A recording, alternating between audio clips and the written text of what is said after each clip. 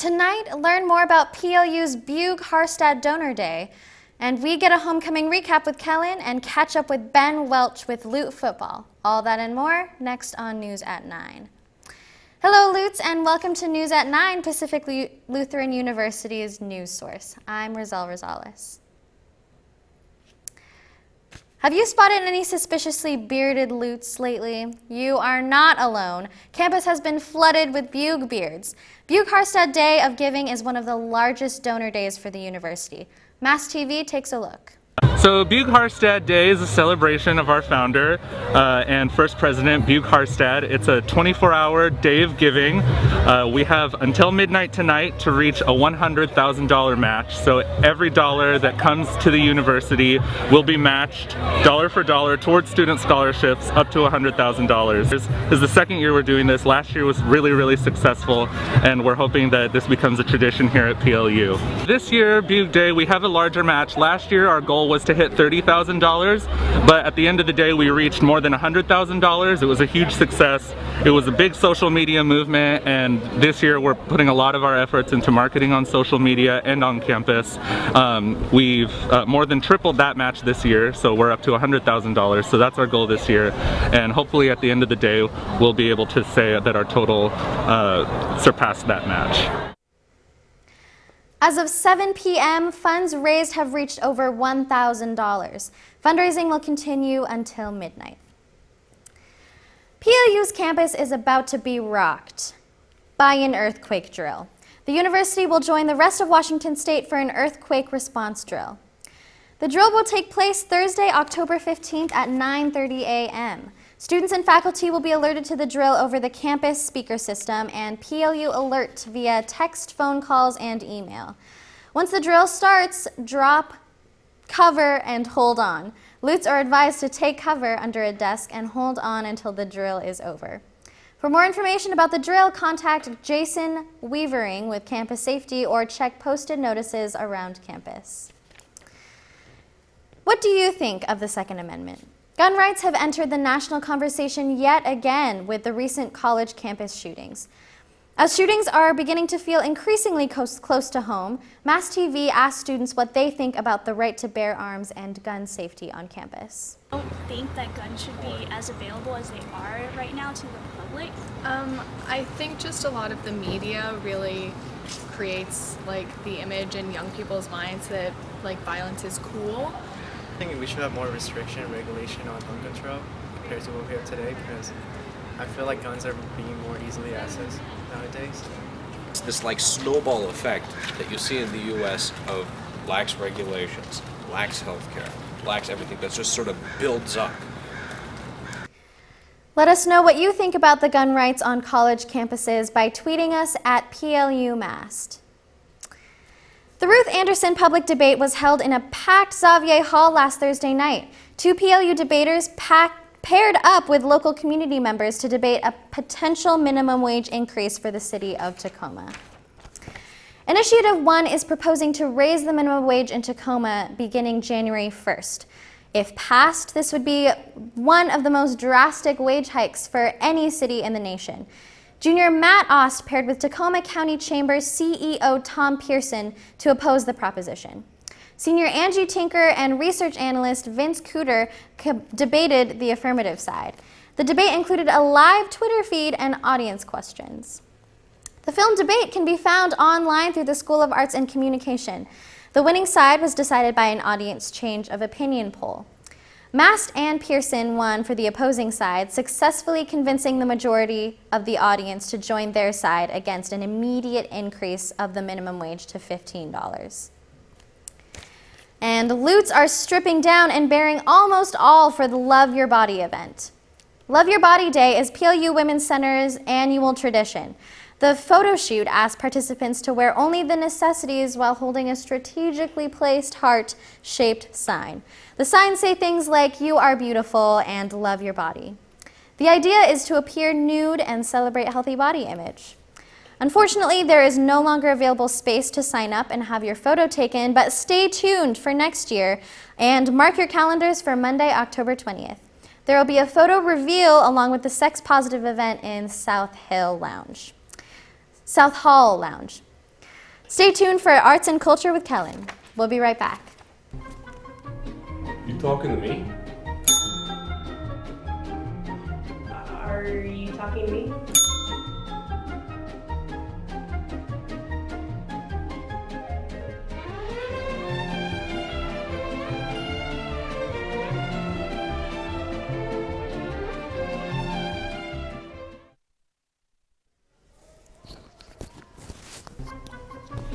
You talking to me? Are you talking to me?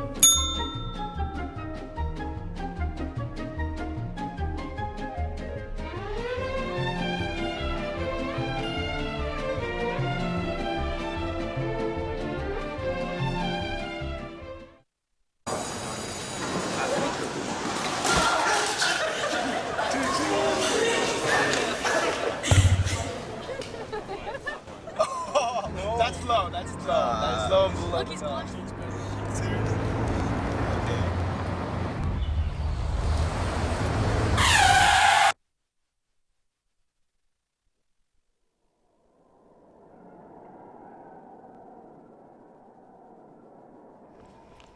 Hello Lutz, my name is Kellen Westring and this is Everything Arts and Culture. I hear there are rumors on campus. Rumors of play to be exact. Tonight we're going to take a sneak peek of the next theater production, see the recap from our traditional homecoming week, and look at body shaming in the media. Let's take a look. A story that has been in the media this week is the story of Gigi Hadid and her body shamers. Gigi Hadid is a model and received criticism on an Instagram picture about her body. Being a model and an image in the media, Hadid did not stay silent and posted a photo on Instagram slamming the shamers. She told Daily News that she shouldn't question her job because people are mean on the internet. Body shaming has been a hot topic in the media and is more of a reason to spread the kindness. Love your body and join the Love Your Body campaign on campus.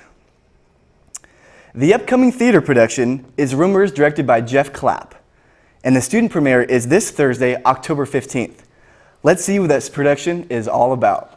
Rumors is pretty much this really nice comedy about these couples that they kind of get in this awkward situation, and it's just, you know, a lot of going back and forth, and you know, they're very angry. Let's just say they're very angry and very upset at the situation they're put in, and it's hilarious. It's just hilarious. I don't know how else to describe it. It's hilarious. My character's name is Glenn Cooper. He's this guy. He's running for the state senate. He's a little uppity. He thinks he's ahead of where he's really at. But he's really funny, and I think he's a really genuine guy. He's just kind of, like I said, uppity. You're gonna have a blast. You're gonna have a blast. You're gonna think this is one of the funniest things you've ever seen. You know, we have a great cast lined up, ready to do great work, great direction. Jeff Clapp, he's amazing. It's gonna be spectacular. So you should come, because if you want to see something spectacular, you should come. No, it's as simple as that. It's just amazing. It's been a blessing to be able to be a part of it and work with all these wonderful kids and the wonderful directors and be a part of this experience. And Rumors is a play by Neil Simon. Neil Simon is probably the most popular and most prolific playwright of the 20th century. Neil Simon got his bones, as it were, in the Phil Silvers show and Sid Caesar's show as a writer, and then he became a playwright and very prolific, but the critics didn't much care for him because he was just this comedian, until he wrote Lost in Yonkers, where he won a Pulitzer Prize, and his trilogy, Brighton Beach Memoirs, Biloxi Blues, and Broadway Bound. He really gained a lot of notoriety for those works. This play, however, is just sort of harkening back to the Sid Caesar and Phil Silvers show. It's just a bunch of one-liners. It's fast. The characters aren't deep. They're just kind of, in some ways, mean, in some ways selfish, in some ways goofy. But the situation is something has happened. We think maybe somebody killed them or tried to kill themselves, and we're at a dinner party, And people keep showing up, and we keep trying to tell the story in ways that won't let out the real truth, because they don't know the real truth. And it's just, it's character-based in the sense that you have sort of iconic characters, but they just sort of, they don't tell each other the truth, and then the comedy ensues. It's a slamming door farce, lots of running up and down stairs, lots of doors slamming here and there. It's essentially situational comedy. I picked the show because in any given theater season, we have to have at least one comedy. So what we try to do at PLU Theater is one musical, one kind of classical or at least close to classical. As far as the faculty shows, I can talk about student shows later. And one, let's just lighten it up a little bit and entertain. I wouldn't say this play is going to, it's not like this heavy, you're going to be educated by anything here. No, this is just a slamming door funny farce. I always liked it, and I wanted to have, I was the technical director in 1998 when we did this production, and designer. And I've always enjoyed the story, and I felt like, well, there's been enough time. It's like 4 generations of PLU students. They won't remember it. Let's do it again. So we chose to do this show. What I guess if we're going to talk about unique, what's different about this show is that my mentor, Bill Beckfar, directed the show in 1998. He just passed 4 weeks ago. And ironically, we're dedicating this production to him. Bill was the artistic director of theater for 25 years here. I was a student of his, I became a colleague of his, and it's kind of neat that we were doing the show when he passed. I think people should come just because, it's a good laugh. It's a good ride. It's well written. It's wonderfully acted. It's just you can watch something on television and kind of go, ha, ha, ha. But when you come into the theater and you see, even if we're on television, you can go, ha, ha, ha. But you come into the theater with a large group of people out there, and these actors running around on stage, you're not going to go, ha, ha, ha. You're going to just laugh your face off. Rumors premieres this weekend. Check it out and tweet us at PLUMast and let us know what you think. For more information about the production, dates and times, go to plu.edu/communication-theater. Homecoming was this weekend, and I want to see what you guys all thought. Let's get the inside scoop. My favorite part. My favorite thing. My favorite part. My favorite part. My favorite part. My favorite part of homecoming was they had these little almond cookies that were so good. I had 10 of them. I liked that a lot of people went and more people danced than I expected. I'm on the Frisbee team, Ultimate Frisbee team. So all of the Ultimate Frisbee people were all just dancing in a giant circle, and that was just a lot of fun. Because why not? I think the most memorable moment of my night was seeing all my friends that I studied abroad with in Trinidad, and we all took pictures with the little props, and it was really fun. My favorite part was that a lot of people dressed up in the black and gold, and it was a lot of fun to see everybody stick to the theme and have fun with it. This was the location. It was different. It was a really nice place to have it. My favorite part of homecoming was being able to connect with everyone with the music and dancing. And it was a moment of feeling all our problems just went away, and it was just a time to just enjoy. My favorite thing was the DJ, because the moment we met our friends, it was we just kept on dancing, and it was a lot of fun. The DJ played a lot of good music. Yeah, I also liked the DJ because he had a different style of music. It wasn't just hip hop, but getting everybody's taste of music in there, and he made everyone dance, so that was really fun.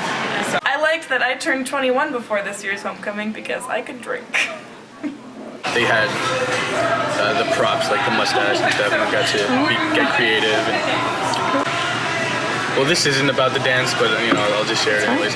We had alumni come and join us in during our choir rehearsal, and we got to sing with them, and they would tell us all the stories about like, oh, I remember, you know, back in whatever class, and we got a chance to sing a couple of the traditional songs that, you know, stayed within our choir, you know, since the beginning, and it was really emotional, and it was really cool to see all the different generations of alumni come. It was awesome. Homecoming has always been a tradition at PLU. If you missed it, check it out next year. And if you did go, stay tuned for a survey that will be emailed out next week, and let the Student Activities Board know what you think, so that this tradition can get better every single year. Thank you for joining us this week, Lutz. I will see you next week. Next up is Kara and Dylan with sports. And folks, I'm looking into the camera. Aspire to inspire before you expire.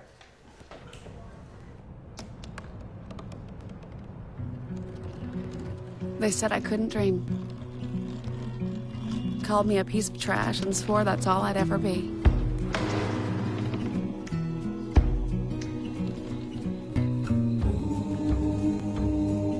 Said a bottle couldn't see the ocean.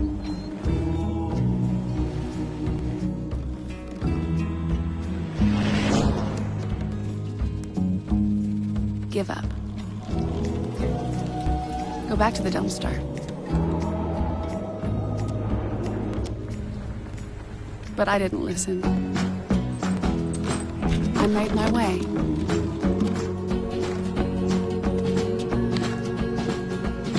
And now, I am what I've always wanted to be.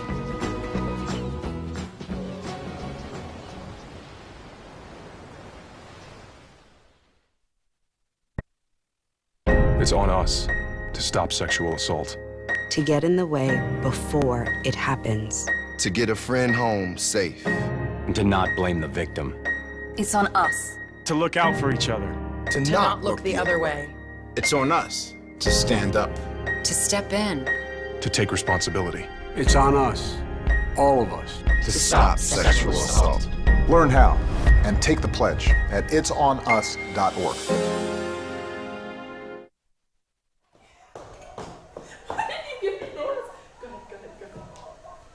Dylan.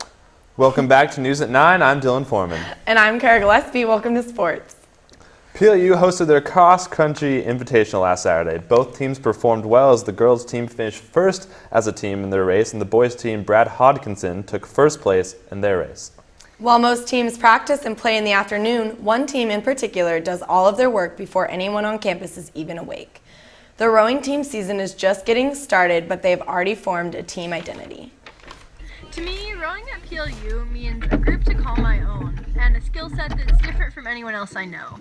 I can go and get a good workout in, and at the same time I get to visit with my friends and also see the beautiful nature. The goal for this year, I think, is to get faster, or just to be really fast. And with that goal, the other goal is to go to the NCAAs, to go to nationals, and to do well at nationals. I've been rowing here for 3 years, and this will be my 4th year, and nationals was always on my mind. So to be able to go for the first time my senior year would be amazing.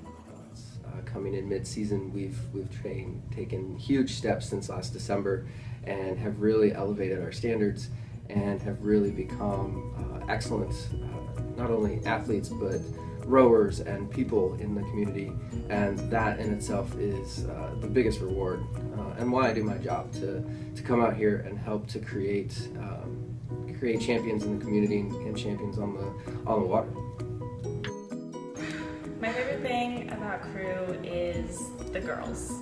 I'm only child, so having like sisters on the team was really nice. I love the community and the sense of teamwork that crew brings into my life. The rowing team will officially kick off their season this weekend when they compete in the Novice Regatta at 8 a.m. Saturday morning. Volleyball treated the homecoming crowd well with a 3-set sweep over Linfield, boosting their conference record to 5-3. This weekend, the team will hit the road looking for revenge against second-place Whitworth on Friday night, and then Whitman the following night. Both golf teams finished up their fall seasons last weekend, with the men's team finishing third and the women's team finishing fifth in the Northwest Conference Fall Classic. The spring season doesn't kick off until March, so both teams have some time off for now. After men's soccer Saturday showdown with UPS was postponed due to rain, the game was moved to last night. This didn't seem to hurt the Lutes, though, as the team beat their rival Loggers 3-1 to tie them for second place in the conference at 5-2. This weekend, the team will be on the road to take on Willamette this Saturday, followed by Linfield on Sunday. The Lutes lost to Willamette when they hosted them 2 weeks ago, so the team hopes to do better this time around. Women's soccer has climbed up to 20th in the national rankings after a 1-0 win over Linfield and a 5-0 victory over Pacific last weekend, to boost their record to 6 wins, 1 loss, and 1 tie. That 1 loss came from Willamette in mid-September, and the team will meet them on the road Saturday in what will surely be a classic noontime showdown. The team will then face Lewis and Clark midday on Sunday to finish up the weekend. Lute football remains winless on the season as a missed extra point proved to be fatal miscue in the Lute's 10-9 homecoming loss to Willamette, dropping the Lutes to 0-4 in the season. The team travels to meet undefeated Whitworth this Saturday. Tune to plu.edu/laser to see if the Lutes can pull off the shocking upset. Being a student athlete can make for quite the workload, and adding a second sport to the mix certainly doesn't make things easier. Wide receiver and infielder Ben Welsh sat down with Mass reporters Stephen McGrain and Jake Billiou about what balancing football and baseball with academics is like. Ben Welch is a student and a multi-sport athlete at PLU. That can be quite the workload, but his coaches have helped him excel. The coaches understand, they're flexible with me, which has made it, possible. Balancing schoolwork with it, just trying to stay current so I can graduate in 4 years, so taking 32 credits a year. While 2 sports might seem like too much for some, it's actually not enough for Welch. He keeps himself busy all throughout the year. I water ski in the summer and then snowboard in the winter, whenever I can. It's super busy right now, but in the summer especially, I have a couple months off, so I go up to my cabin and water ski for about 2 months straight, which is awesome. How does he make it all work? Welch definitely has PLU to thank. PLU's just been a great fit for me, to where I was allowed to do both of them, and the coaches were, understanding, and there's actually a few other guys who do it as well. So yeah, it's been a great fit for me.